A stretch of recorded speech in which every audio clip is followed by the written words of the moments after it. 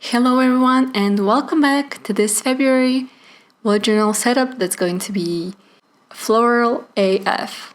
This time I'm literally filming this video today and I'm going to publish it today, hopefully, if everything works well. And this Saturday I really wanted to enjoy my free time and create something because I haven't had a chance to do something like that in a few weeks. And I really wanted to take this morning to make my coffee and create some wonderful floral pieces for this February setup.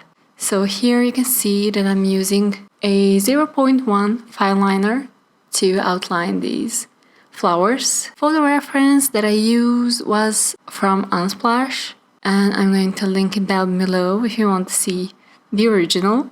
And here I'm just going with some messy lines and random flower placement, but I'm basing them off of that photo reference. And this morning I just really wanted to appreciate myself and drawing skills that I have and create something like this. If you want something more minimal, I have more videos like that are on my channel.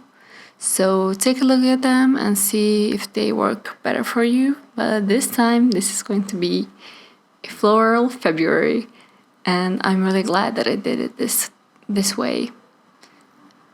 I could be in a rush and create something minimal, but this time I just really wanted to take the whole morning for myself and create whatever I want. So here you can see that I'm just drawing these lisianthus flowers, and I wanted to shade them in my way that's super messy and kind of dark. And I'm using my thinnest fine liner for that. It's 003.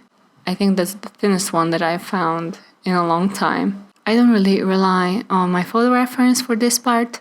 I just shade whatever part I want, and that's really it. If you want something more minimal, feel free to skip this part and leave it with that minimal linear design. And that's going to be perfect too. I mean, I'm going to do something like that in my other page, so you can see that version too. But if you prefer something darker, you can try this more messy approach. Just do whatever you want and create more detailed piece. And in some places, I'm really going light with my fine liner. In some places I really want to dig in and shade and darken as much as I can.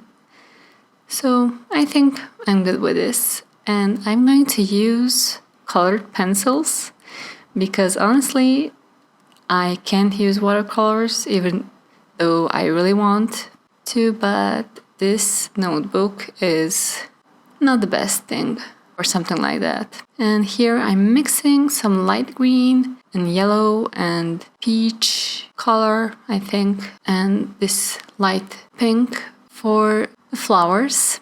And I really did a bit too much of the color, but I'm going to erase a lot of it when I'm erasing my pencil sketch. So if you do colored pencils, you can do something like this and then erase it a bit and it'll be just fine. And for leaves, I'm using dark blue, dark green, and a black color to make them look as similar as the reference photo. The next page is my go-to calendar grid for this month. I'm using that same title style like I did in my cover page, and here I'm just outlining that calendar grid. And I don't know if you noticed, but I have some marker dots on my ruler that I'm using as a guideline for this notebook.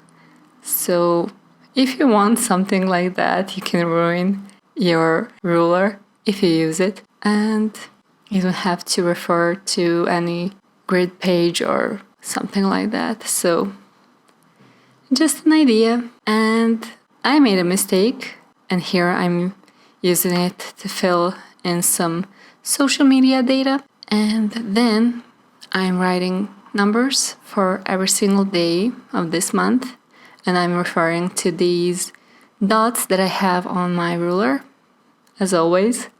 I don't know if you guys noticed it in my previous videos, but yeah, I use that all the time. And on the right side, I have some doodles that I want to create, and I originally planned to do all lisianthus flower doodles, but this really looks like a rose. But then again, both flowers really look similar, so I'm good with that. And I'm just doodling it without a photo reference, so it's messy, but it's good.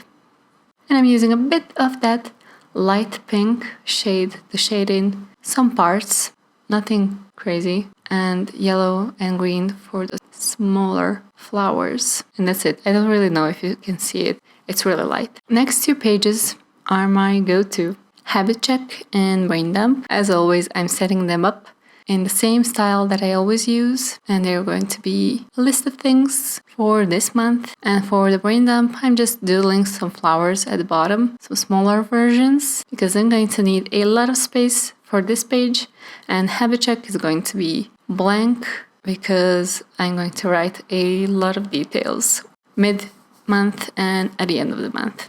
Next page is a workout log, and on the right side, I'm going to list. And because that list is not really detailed, I'm going to do top 3 things for this month. And on the bottom part, I really wanted to create that minimal drawing of lisianthus flowers. And here I'm really using that photo reference that I have to create them as perfectly as I can. And here you can see my take on it. Don't do perfect lines. The messier they are, the better the flowers look, honestly. That's just my only tip that I'm going to give, because it's really enough. I don't really want to shade it, but I'm kind of tempted, so I'm going to leave it as is. And that list is complete. Workout log is going to be as minimal as possible because I'm going to write things in there. And these 2 content plan pages are going to be minimal too.